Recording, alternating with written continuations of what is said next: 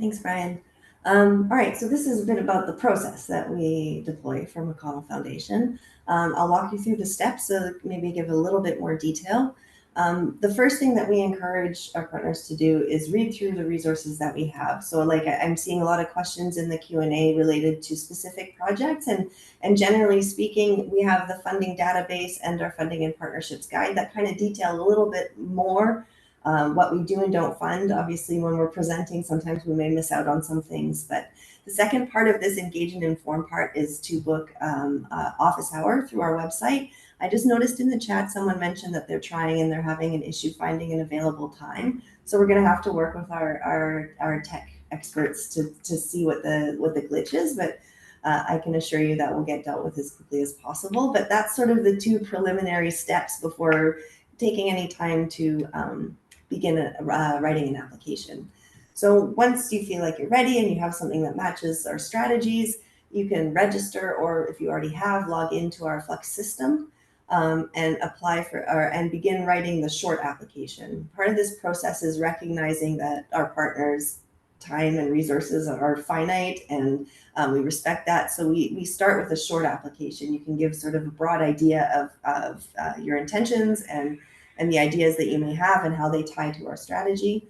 And we try to sort of review these and give some kind of response within a month. I say try because life is, things come up. And so, for example, I'm here as a replacement for maternity leave. So there was all the time that it took to sort of get me set up and ready to do the work. And that caused a little bit of delay in our ability to respond, but we're on track.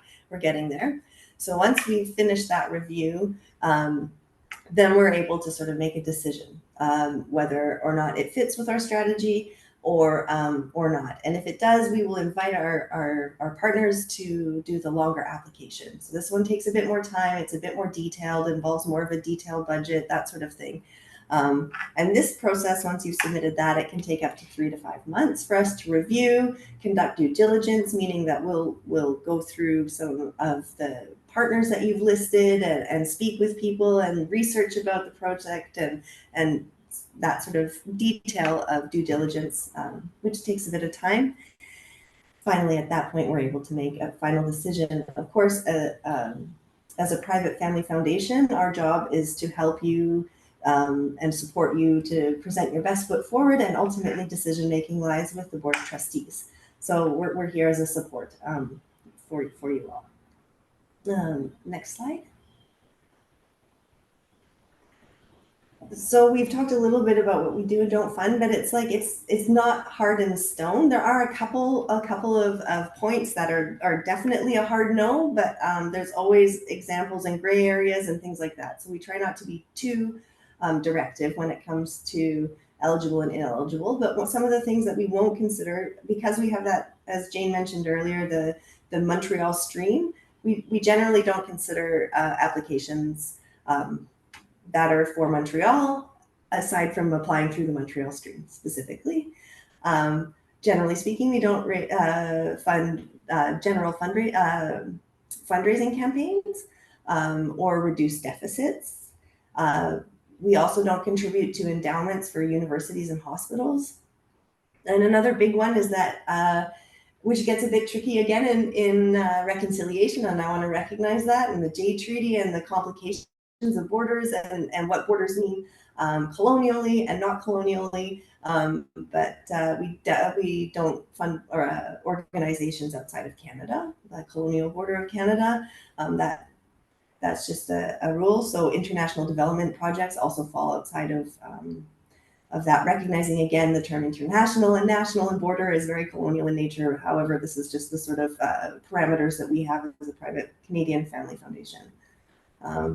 Generally speaking, although there's again exceptions to the rules, we don't fund for-profit organizations. There's very rare situations, social enterprises, it all just sort of depends.